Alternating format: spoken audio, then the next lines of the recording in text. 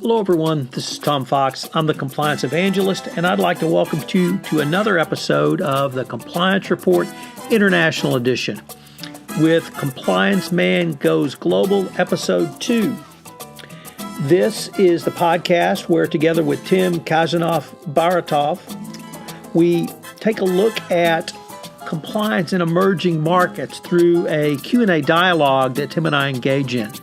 So we take two concepts, or actually probably misconceptions, from the in-house compliance reality, and then we check out whether these concepts work in emerging markets.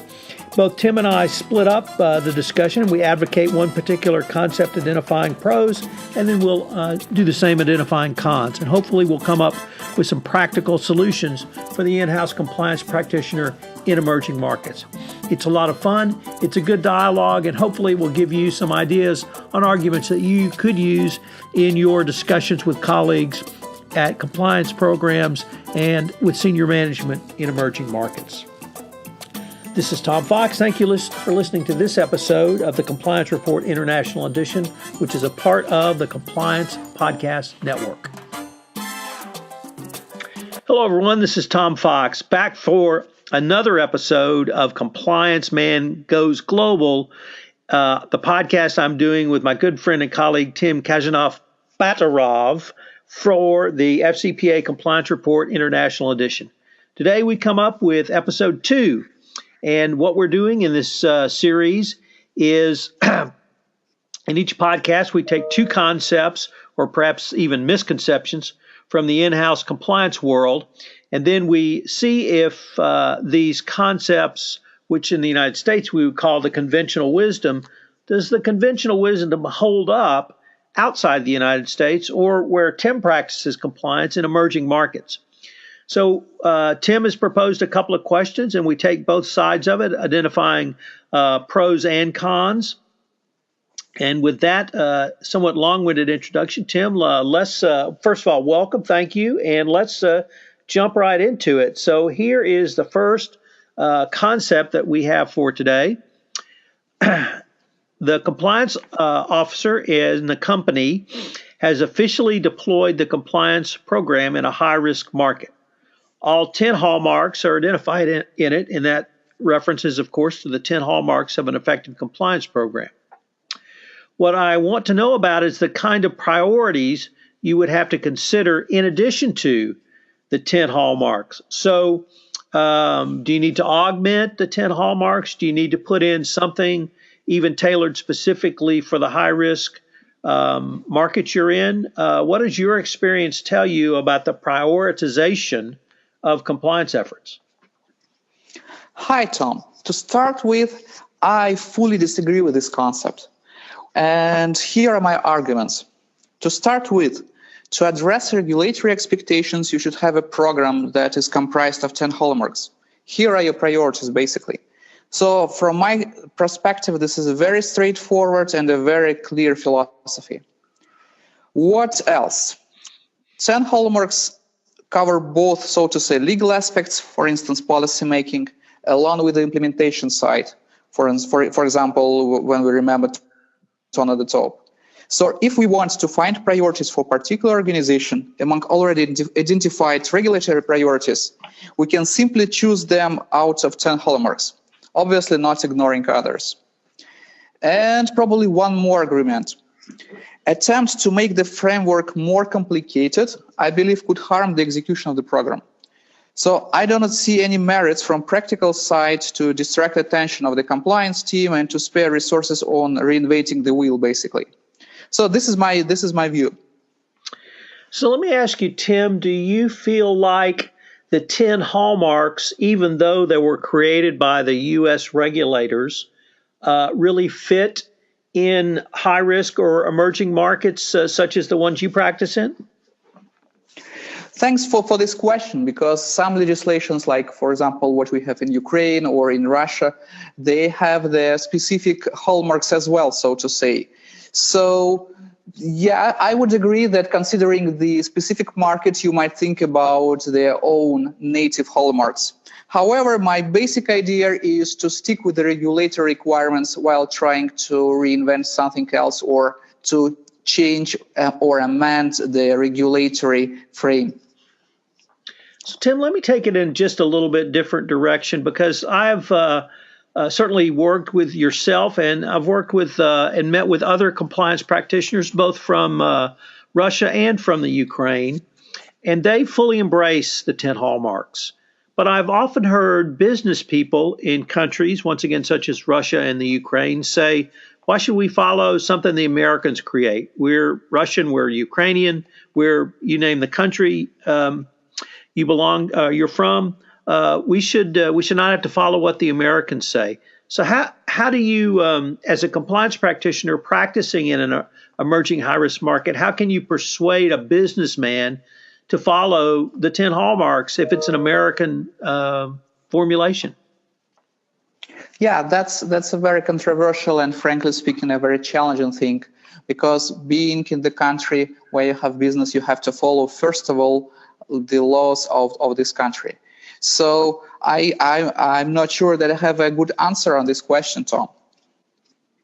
So is it here in the United States, certainly the compliance officer would have to use very persuasive techniques, and really that's what you have as a compliance officer, persuade. And some of the arguments I've seen work are along the lines of the following. Yes, it is an American formulation, but if you follow it, and if our company follows it, and if we can show that, it will make us more attractive to doing business with American companies. Is that an argument that resonates with the business people in your market as well? Yes, fully. That's a very strong argument, because when people are thinking about getting investments from the US or partnering companies which are under the US jurisdiction, of course, this type of arguments would work here. That's for sure. Does a formulation such as the 10 hallmarks give you, as the compliance professional, I think I'm convinced you have a clear understanding of it, Tim, and I'm convinced your colleagues in compliance have a clear understanding. But does something like the 10 hallmarks work for you when you have to explain to business people in companies in emerging markets? Is it a clear enough formulation for you? I would say yes. The good thing, if we, for example, take the guide, that there is explanation and interpretation of those rules. So for me, it's a great help when we are talking to people, when we are talking to business people, when we are talking to top managers, trying to define what exactly we want from them. So 10 hallmarks is a very effective and practical instrument to focus efforts, first of all, and then to set the expectations from business people.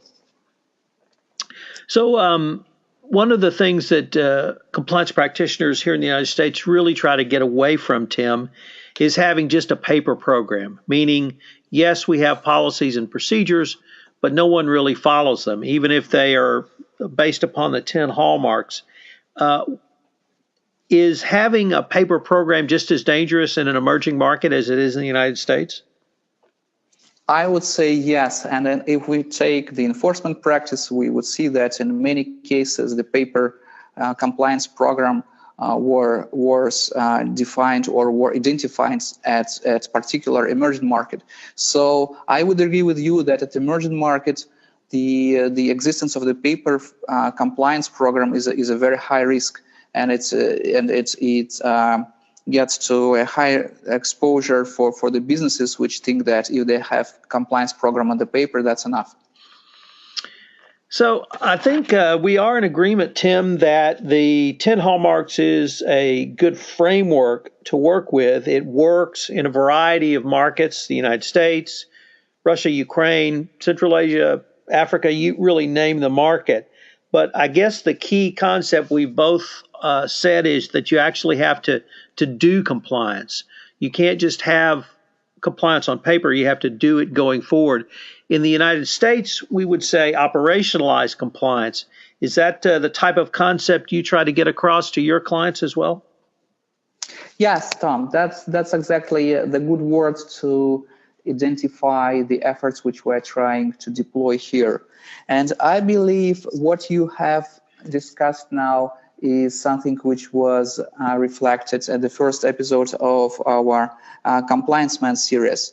which is called first things first. So that you're absolutely right. Personalizing of compliance is something which makes it really works. Okay, now let's turn to a topic, Tim, and I really enjoyed this next topic. I think it's incredibly important. So I'm going to be very interested on hearing your views on this. And it really deals with compliance goals, and do the goals and priorities of compliance mismatch with business needs, or even worse, do they keep or prevent businesses from growing? So kind of what are your thoughts on that question? Because that is probably the most important question the compliance practitioner receives. I would agree with you, Tom. That's the question which we hear as a practitioners. And my position is that it is kind of commonplace to oppose corporate compliance efforts to business growth. Moreover, I believe this statement is a kind of vague. So I strongly disagree with it. I believe compliance priorities exist on the radar of business leaders, at least due to very pragmatic and even cynical reasons. So what are some of the pragmatic reasons? Okay. First of all, threat of personal liability and possible negative impact on the company in case of enforcement actions. Then I would name that wish to comply with corporate rules and maintain status of a good corporate citizen in the company. I think that really matters for every top manager. And probably one more argument. I also believe in a scenario when compliance philosophy gets a high priority status and in-house reality due to compliance team's efforts. So this is something which is purely dependable on efforts of compliance team in the particular organization. Will you disagree with me, Tom? Well, before I get to that, let me just ask this past week in the United States was the announcement of the largest FCPA enforcement action ever. It involved a Swedish telecom company, now called Telia Company, and it involved their bribery and corruption to obtain telecom licenses in Uzbekistan. This week, the former CEO of the company was personally indicted for criminal violations in Sweden. Is that the type of threat of personal liability you're talking about? And I guess I would also like to know, has that case resonated at all where you practice compliance? Well, I would say yes. Telia case is a very famous case these days here. For instance, when we talked to top managers last week, I raised this question to demonstrate the numbers and the potential exposure in the markets like Uzbekistan or the former Soviet Union. So this story is in the news. So this is something which is not which is under specific attention, and for compliance practitioners, that's for sure. All right, so I did want to raise that case because it's obviously very important here in the United States, and I found it perhaps even more important that the Swedish authorities actually stepped in and did the criminal indictments, not the Americans, and perhaps that might resonate in emerging markets more as well. But let me get back to the point, because I think that you've raised some very not only interesting but really important points, because as you know, I'm in Texas, and Texans make money. That's what we do. We do business. We like money. We count money. We talk about money, and we make money. And so if you put something in the way or something that prevents a company from making money, that's going to be viewed as a real obstacle. And so that kind of leads me to the next point, which is I see compliance as a business practice. And it's a business practice that can make a company more efficient and at the end of the day more profitable, or as we would say in Texas, make more money. And you have, I think, given a good description of some of the risks, the threat of personal liability, the possible negative impact on the reputation of the company. Certainly Telia is a great example of that. But sometimes managers and even top managers are not aware of compliance risks and their own duty to mitigate those. And one of the things that I think you and I both have to do as compliance professionals, literally across the globe, is educate top managers about the potential risks, the potential liability to them, and then to help them to understand how do they manage the compliance risk through a business process. But I would have to end up by saying that the compliance man, the compliance professional, the compliance practitioner cannot be Dr. No. He cannot exist in the land of no. He cannot be the always no department. He must work with the business. Certainly, we talked in the last concept about the art of persuasion, but here it is not persuading, I think, the business person to do something. It's working with the business so that compliance is embedded into the business process so that there's no real chance for bribery and corruption to occur. And if you can do that, I'm fully convinced, as I said, the business will be run more efficiently and, at the end of the day, more profitably. So do those types of things resonate with your market? Yes, Tom. I think in terms of the priorities, what you have said about raising awareness among top management, it's on the table, it's on the agenda. And you're absolutely right saying that sometimes top managers might not even be aware of the compliance duties, so to say. So that's perfectly resonates what we want and what we want to achieve here in emerging markets. And of course, I agree with you that money making is the priority or the main goal of businesses. And as you have said, when you are doing this in a transparent and transparent and ethical way, you have more chances to succeed. You will be safer, and you will be able to enable a sustainable business. Specifically, it is very important when we are talking about high-risk markets. Well, Tim, as always, this has been a fascinating discussion, and I think we've provided several key takeaways for our audience. But I was wondering if, just to sort of summarize on concepts 1 and 2, if you might be able to give 2 or 3 key takeaways you think that are important for concept 1 for the audience. Thank you, Tom. So I would think as a key takeaways from our discussion, I think we can mention the following. Compliance practitioners should implement the program based on regulatory requirements in cooperation with business leaders. To achieve this goal, he or probably she should obtain trust from the top management and get awareness and even appreciation of compliance activity by key stakeholders. So, and then that really leads into concept number 2, which is that, as I would say, the compliance practitioner cannot be Dr. No from the land of no. How do you really communicate that, and how can what would be your key takeaway for the compliance practitioner who's in the emerging market, such as yourself, about this point? Well, it's a challenging question. I think that there is no answer for all cases. But what I personally think works is getting trust from top management.